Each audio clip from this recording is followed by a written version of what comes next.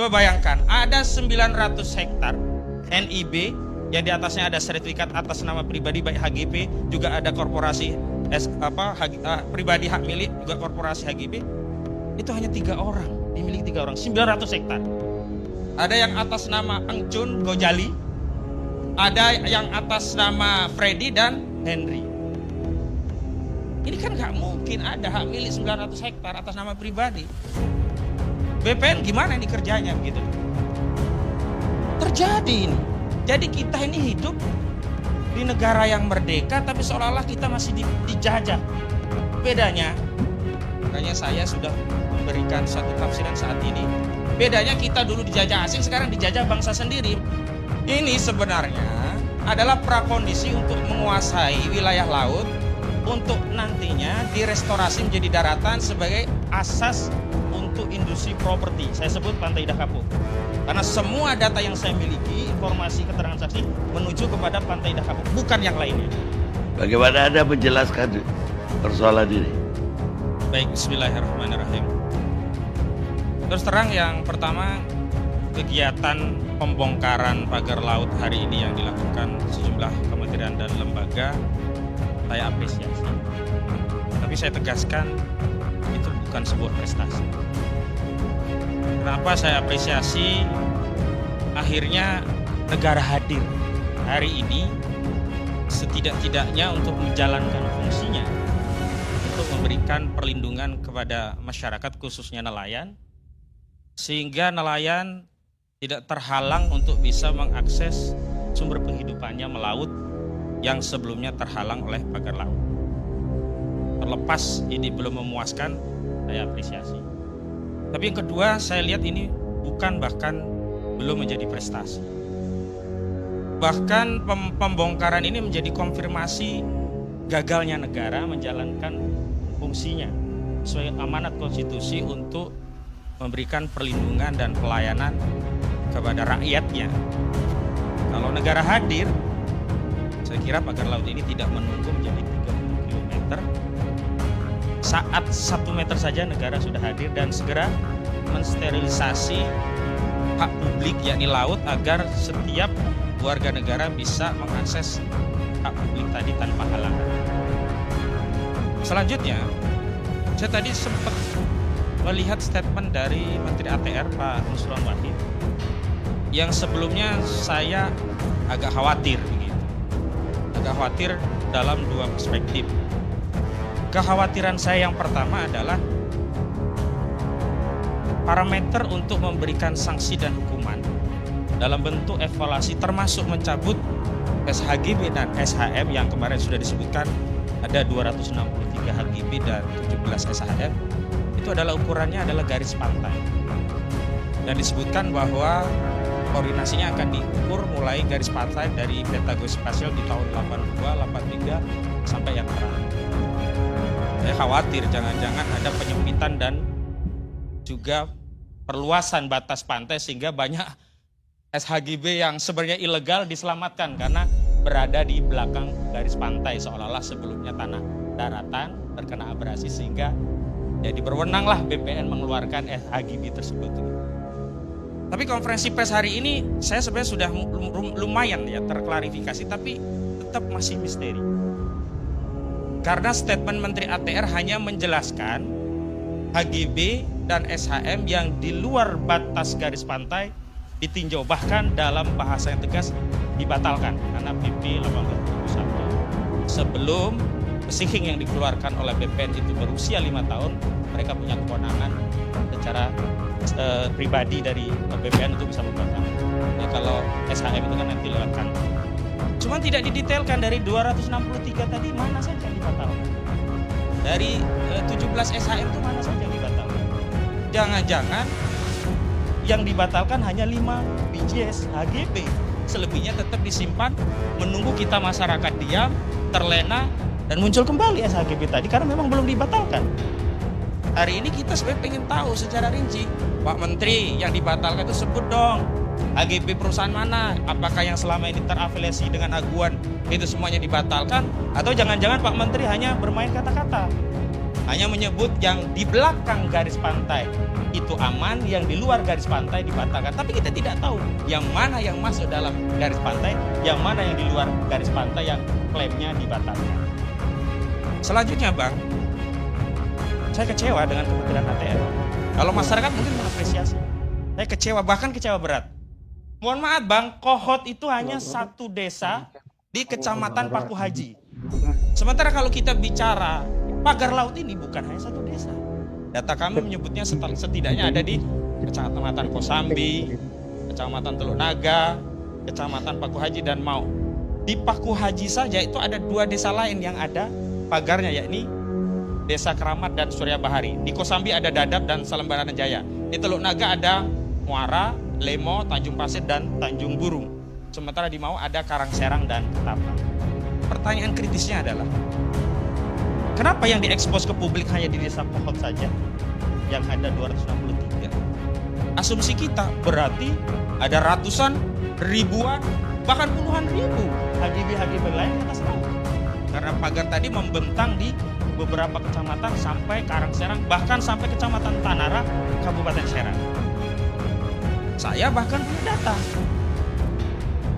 data dari korban perampasan tanah. Kenapa Bang saya membentuk tim namanya tim advokasi ya melawan oligarki rakus perampas tanah rakyat.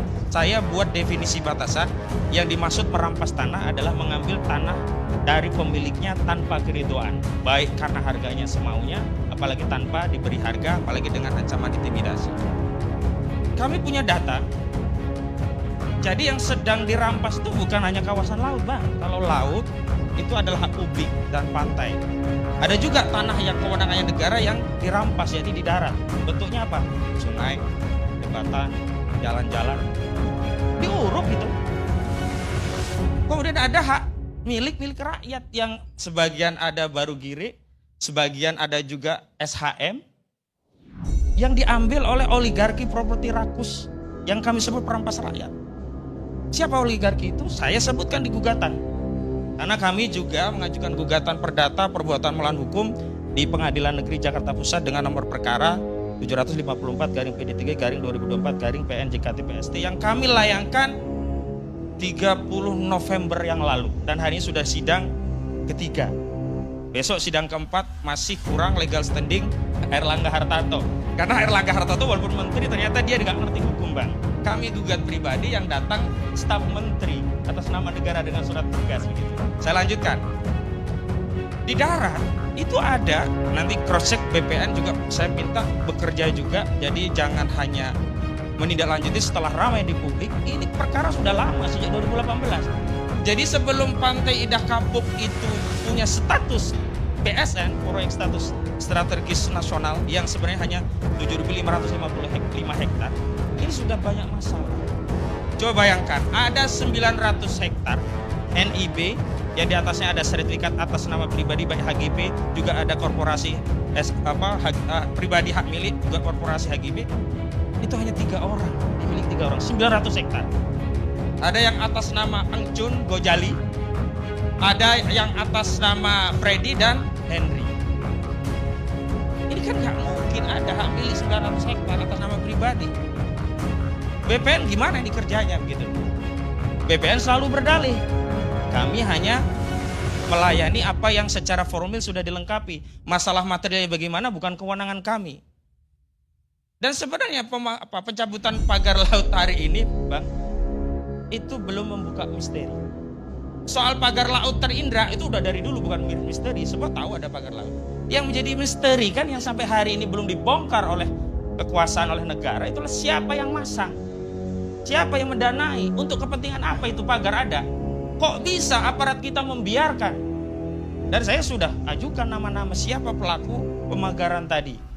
Saya sudah datangi KKP, saya sudah minta audiensi, saya sudah sebut nama ke KKP. Ada Ahmad Gojali alias Engcun, ada Mandor Mehmet yang mengerjakan sebagai kontraktornya, ada Ali Hanafi Ahlijaya. Dan Ali Hanafi Ahlijaya itu orangnya Agua. Kenapa negara berhenti pada status pencabutan?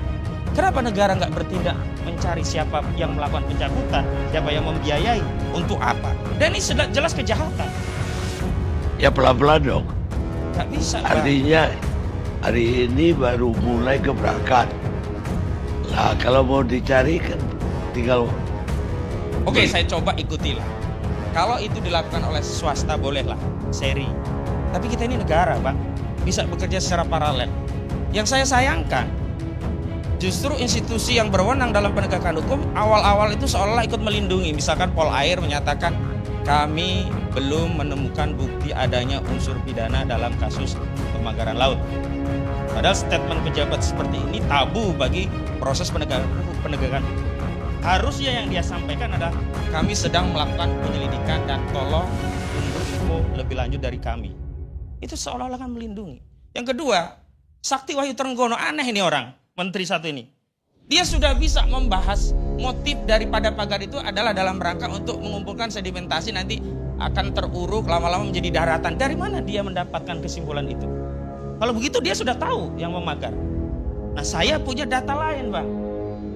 Ini sebenarnya adalah prakondisi untuk menguasai wilayah laut untuk nantinya direstorasi menjadi daratan sebagai asas untuk industri properti. Saya sebut Pantai Indah Kapuk. Karena semua data yang saya miliki, informasi keterangan saksi menuju kepada Pantai Indah Kapuk, bukan yang lainnya. Yang kedua, proses berampas itu menggunakan syarat hukum di mana ada kolusi dan korupsi antara oknum pejabat. Tapi saya sulit untuk mengatakan ini oknum karena terjadi secara sistematis, masif dan brutal. Karena semua terlibat dari desa, kecamatan, kemudian notaris, ujung produk akhirnya di BPN. Dan kalau HGB menteri, karena kewenangannya ada di menteri kalau HGB untuk korporasi. Saya dapat data itu. Kalau saya yang hanya mengandalkan kerja-kerja advokasi secara mandiri bersama kawan-kawan yang kebetulan di tim kami ini memang punya kepedulian kepada rakyat, makanya kami pun sudah dapat data yang sebegini. Bagaimana kalau ini dilakukan oleh negara yang punya sarana prasarana, alat kelengkapan, sumber daya, bahkan anggaran? Kenapa berhenti hanya pemagaran? Dan saya khawatir kita nanti diminabobokan dengan kasus pemagaran setelah dicabut seolah-olah perkara selesai. Kejahatan yang terstruktur. Nah, saya sedihnya begini, Bang. Kalau kita ada konflik kedaulatan laut di Kepulauan Laut Natuna Utara, dulu Laut Cina Selatan, kita tak berdaya, wajar. Karena menghadapi kekuatan alutsista negara asing yang lebih hebat dari kita. Lah ini ada di garis bibir pantai. Menghadapi bambu saja kok negara nggak berani. Bukan nggak tahu, nggak berani mengungkap. Lalu bagaimana kita sebagai rakyat punya ketentraman, jaminan bahwa negara ini akan memberikan rasa aman kepada kita? Padahal kalau kita kembalikan, ini saya mohon izin, Bang, kutip hadis Nabi, Nabi memberikan tafsiran seorang pemimpin itu seperti pelayan dan benteng yang melindungi rakyatnya. Al-imamu junnatun yuqatilu mi wara'ihi wa yuttaqabi. Pemimpin itu menjadi benteng yang rakyat terlindungi dari benteng seorang pemimpin gitu. Bukan justru dengan adanya pemimpin malah membuat rakyat takut karena pemimpin tidak bisa melindungi rakyatnya. Nah, dalam konteks pagar laut ini terus terang kami, Bang, rakyat jelas khawatir. Bagaimana kami bisa dilindungi dari serangan asing, serangan bom nuklir, bahkan serangan pagar laut saja nggak bisa diungkap. Dan ada lagi hal yang lebih penting, Bang. Saya ingin menegaskan sebenarnya kita tidak mewarisi negeri ini dari para founding father. Hakikatnya kita sedang mendapat amanah dari generasi selanjutnya yang amanah negeri ini harus sampai kepada mereka dalam kondisi selamat. Tidak mungkin kita akan mewariskan negara kesatuan Republik Indonesia ini nantinya karena penguasaan tanah oleh oligarki, oleh aguan dan selanjutnya berubah menjadi NKRA, Negara Kesatuan Republik Aguan. Ini bahaya ini. Dan yang paling penting menurut saya dalam persoalan ini adalah ada tindakan yang secara implisit saya baca bahwa kebijakan yang diambil soal pagar laut ini adalah prakondisi untuk mencari jalan keluar dan penyelamatan terhadap kerusakan kejahatan yang sudah menjadi pengetahuan publik yang tidak bisa ditutup-tutupi lagi. Tidak bisa ditutup-tutupi lagi. Kalau mau bukti mungkin bapak-bapak yang hadir di sini, Bang Karin juga bisa saya ajak bagaimana sungai diuruk, dan kemudian mata pencaharian hidup rakyat dari sungai itu menjadi mati karena sungainya diuruk. Mau tidak mau akhirnya terpaksalah dia jual tanah tadi dengan harga yang murah. Terjadi ini. Jadi kita ini hidup di negara yang merdeka tapi seolah-olah kita masih dijajah. Bedanya, makanya saya sudah memberikan satu tafsiran saat ini. Bedanya kita dulu dijajah asing, sekarang dijajah bangsa sendiri. Makanya hari ini Pak Prabowo Subianto sudah pada posisi, dalam tanda petik ya Bang ya, sudah dalam posisi membunuh atau dibunuh. Ini sudah perang yang levelnya di puncak. Kalau Pak Prabowo Subianto tidak membunuh oligarki dan seluruh antek-antek yang bercokol di negeri ini, maka Pak Prabowo yang akan dihabisi oleh rakyat. Kenapa? Rakyat nggak akan percaya. Berarti ada perlindungan negara kepada oligarki. Sederhana, apa parameter negara melindungi rakyat dan parameter negara itu melindungi oligarki? Hari ini jelas sudah semua ada kejahatan. Harusnya negara segera mengambil. Pertama, cabut status PSN-nya. Kedua, hentikan proyek PIK 2 ini, baik yang di area PSN atau di luar wilayah PSN, karena di lapangan itu terjadi penyelundupan hukum yang ini menjadi materi muatan gugatan perbuatan melawan hukum yang kami ajukan di Pengadilan Jakarta Pusat. Yakni apa? Penyelundupan hukum materi tentang ini PSN pada wilayah yang hanya 1755 dinarasikan seolah-olah sampai 9 kecamatan, bahkan sampai 1 kecamatan Tanara yang ada di Serang. Itu pengakuan mereka. Kenapa saya jual tanah? Pak, nggak berani Pak, ini status PSN Pak. Kalau kami menolak nanti dilawan negara. Daripada kami nggak dapat duit tetap digusur, nggak apa-apa deh 150.000, nggak apa-apa deh 50.000, nggak apa-apa lah 35.000. Makanya Bang saya Didu ngobrol santai, saya makan di PIK harganya 200 atau 150.000. Sudah berapa meter tanah nih harus dijual oleh orang-orang yang menjadi korban begitu. Nggak etis. Nah kalau hari ini memang negara hadir, umum yang pertama kalau ada huru-hara itu hentikan dulu, diaudit. Audit yang pertama tentu secara kinerja, audit kedua secara keuangan, audit yang ketiga ini yang paling penting adalah apakah ada perbuatan melawan hukum, apakah ada penyalahgunaan kekuasaan yang menguntungkan diri sendiri, orang lain atau korporasi sebagaimana diatur dalam ketentuan pasal 3 dan pasal 2 Undang-Undang Nomor 9 tahun 1999 3999 tentang tindak pidana korupsi. Karena saya bisa pastikan Bang, terlibat semua ini. Desa, kecamatan, notaris, kemudian BPN, menteri, dan termasuk institusi penjaga kedaulatan negara kita, TNI dan juga Polri. Kenapa? Mungkin Bang, ada pagar sampai 30 meter, Pol Air itu nggak tahu, TNI AL itu nggak tahu, polisi nggak tahu, kecamatan nggak tahu, kelurahan tempat hilir mudik bambu dibawa nggak tahu, nggak mungkin. Itu mengkonfirmasi apa? Memang kejahatan terhadap kedaulatan negara ini luar biasa. Dan ingat, ini bukan kejahatan tanam pagar laut, tidak ansih soal itu, tapi ini kejahatan terhadap kedaulatan negara. Apa taruhannya? Taruhannya adalah masa depan negara, bukan hanya eksistensi negara hari ini, tapi masa depan negara. Makanya saya tegaskan, kita tidak sedang mewarisi negara dari para pendahulu kita, tapi kita mendapatkan titipan amanah negara dari generasi selanjutnya. Maka negara ini harus sampai kepada negara selanjutnya, kepada periode pada anak cucu kita, generasi selanjutnya dengan selamat. Jangan sampai anak cucu kita nanti mendakwa kita karena mereka mendapati negara sudah bukan lagi milik mereka. Baik. Terima kasih. Ya, coba Anda begitu nggak sabar bagi saya lihat. Karena Presiden Prabowo yang baru dilantik belum 100 hari juga sampai hari. Jadi Anda udah berharap semuanya itu udah dia tertipin. Mungkin tahu pun dia baru pekan-pekan ini. Bulan-bulan awal itu mungkin belum tahu bahwa ada pagar di laut. Nah, apa yang dilakukan oleh pemerintah sekarang, kita lihat ke depan follow up-nya apa setelah itu. Bolehlah, mungkin Bang Karya punya pandangan seperti itu, tapi saya punya pandangan lain. Kenapa? Harus ada yang mengontrol begitu. Kalau semua kepercayaan ini kita serahkan kepada pemerintah, mohon maaf, saya berani jamin pagar laut ini dicabut, bukan karena kesadaran pemerintah, tapi karena viralnya masyarakat yang membicarakan ini. Ini sudah dilaporkan sejak 7 bulan yang lalu, Bang. Prabowo dalam pengertian presiden nggak tahu, iya. Tapi presiden punya alat kelengkapan negara. Kalau presiden tidak tahu, itu berarti ada yang salah. Bisa presiden yang salah karena nggak tahu, bisa lingkaran ini yang menutupi persoalan rakyat sehingga presiden tidak tahu. Karena itu boleh, oke, kita kasih kesempatan presiden. Tapi dalam narasi bernegara itu nggak berlaku 100 hari, 1 tahun. Sejak dilantik, disumpah sebagai pejabat Presiden Republik Indonesia, maka sejak saat itu dia harus menjalankan konstitusi, dan salah satu konstitusi itu dia harus melindungi